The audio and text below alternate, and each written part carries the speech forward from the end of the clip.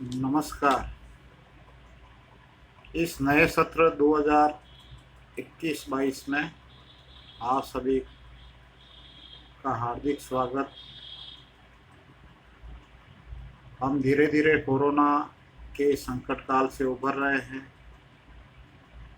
और शीघ्र ही बहुत ही जल्द हम विद्यालय परिसर में आप लोगों से मिलेंगे और पुनः अध्यापन कार्य प्रारंभ हो सके।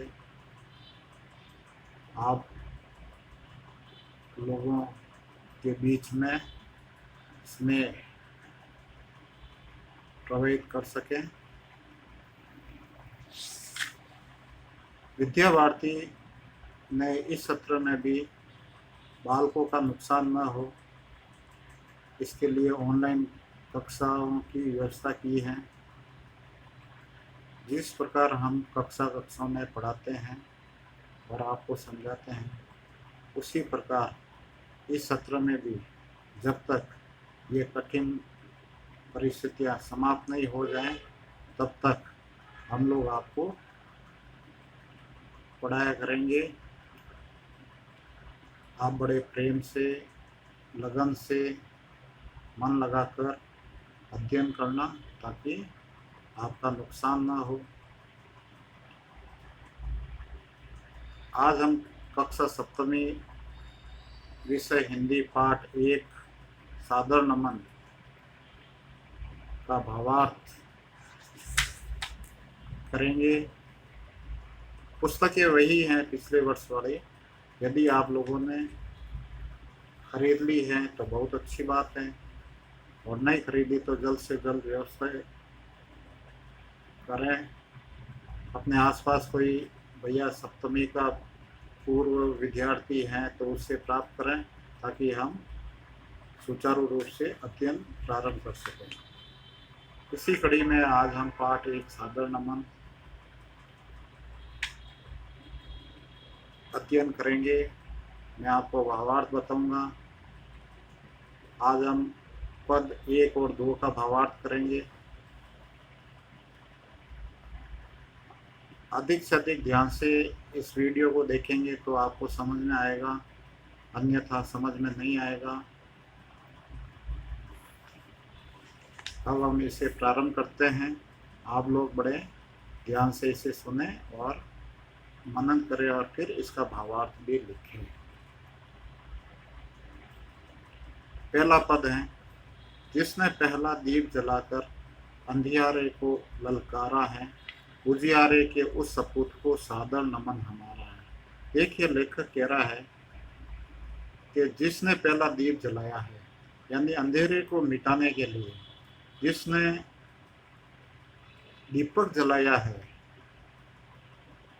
उसको हमारा नमन है, क्योंकि उसने अंधियारे को दूर भगाया है दीपक जलाकर। यह दीपक जलाने का अर्थ है आशा जगाना। कोई आलस में है, कोई परिस्थितिवश पीछे रह गया, तो उसे भी आगे बढ़ाने कार्य लेखक ने अपनी इन पंक्तियों के माध्यम से किया है कि जिसने पहला दीपक जलाकर जो आशा की किरण जगाई है, सोए हुए व्यक्ति को जगाया है, उसको हमारा नमन है। उजियारे के उस सपूत को सादर नमन। उजियारे यानी जिसने अंधेरे को ललकारा, यानी चुनौती दी है। ललकारना मतलब चुनौती देना। अंधेरा का यहाँ अर्थ है दुख और निराशा से है, जो दुख से भरा हुआ है। अभी विपरीत परिस्थितियाँ चल रही है, कई लोग कार्य नहीं कर रहे हैं या काम पर नहीं जा रहे हैं, तो उनको निराशावादी जीवन से निकालने का कार्य जिसने किया है, वह व्यक्ति ही श्रेष्ठ माना जाएगा। उसे लेखक नमन कर रहा है। उजियाला का अर्थ है यहाँ पर उजाला, रोशनी से है, यानी अंधेरे से उजाले की तरफ ले जाना। उस सपूत, सपूत का अर्थ आप सभी जानते हैं, पूत के आगे स लग गया, यानी जो श्रेष्ठ पुत्र हैं, श्रेष्ठ या स जो सूचक है श्रेष्ठता का द्योतक है, यहाँ लेखक उसे नमन कर रहा है। अब इसमें कई कठिन शब्द मैंने बताए हैं, आप इसे बड़े ध्यान से सुनना और फिर इसको आप लिखने की कोशिश करना। अब दूसरा पद है, जिसने पहला पांव बढ़ाकर पथ का रूप संवारा है, निर्जन वन के उस पथिक को सादर नमन हमारा है। अब देखिए लेखक जो कह रहा है कि कठिन परिस्थिति में कई लोग पीछे हट जाते हैं। जैसे उदाहरण के रूप में कहीं मोहल्ले में किसी घर में आग लग गई, सब देखते हैं लेकिन कोई आगे बढ़ने का साहस नहीं करता है, और जो साहस करता है वह उस जलते हुए घर में से जनहानि को रोक सकता है। इसलिए लेखक उससे भी नमन कर रहा है। अपने आसपास में भी है, उदाहरण के रूप में जैसे कि कोई दुर्घटनाग्रस्त हो गया, लोग देखते हैं, वीडियो बनाते हैं, लेकिन उसे अस्पताल नहीं ले जाते।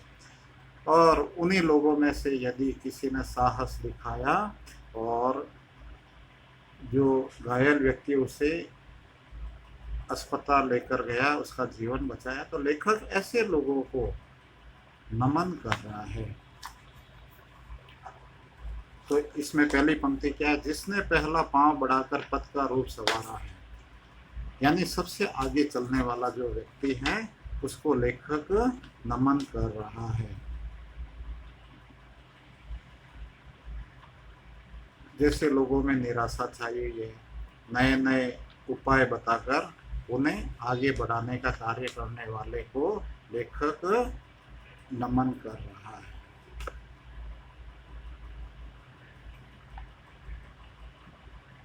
निर्जन वन के उस पति को सादर नमन हमारा। निर्जन, निर्जन का मतलब नि प्लस जन, यानी सुनसान स्थान के राह बनाने वाले व्यक्ति को लेखक नमन कर रहा है।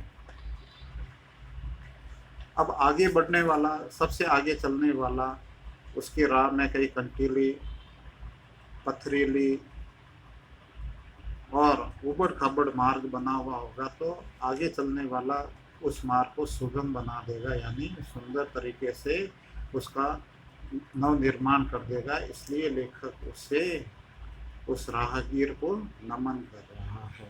हमने ये दो जो व्याख्या की है, भावार्थ किए हैं, उन्हें आप अपने इस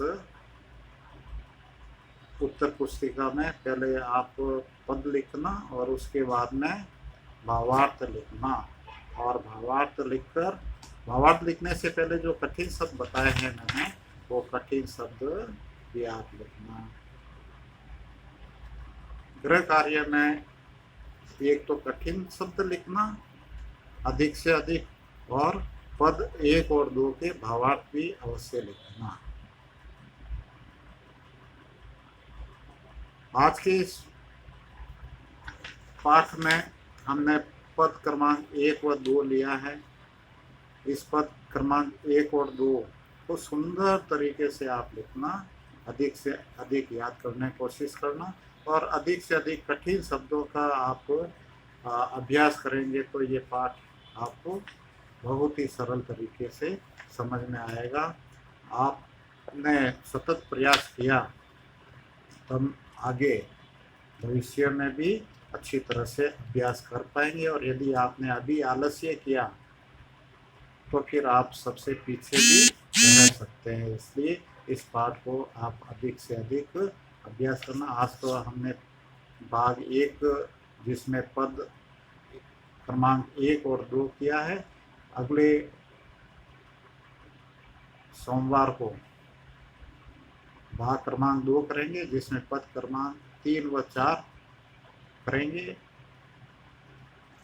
आज के गृह कार्य में आप ये दोनों प्रश्न अवश्य करना और अपने कक्षाचार्य जी या विषयाचार्य जी को अवश्य प्रेषित करना। आप सभी का बहुत बहुत धन्यवाद। कोरोना काल से उबरने की कोशिश करें। हम जल्द ही जल्द विद्या मंदिर परिसर में अवश्य मिलेंगे। धन्यवाद।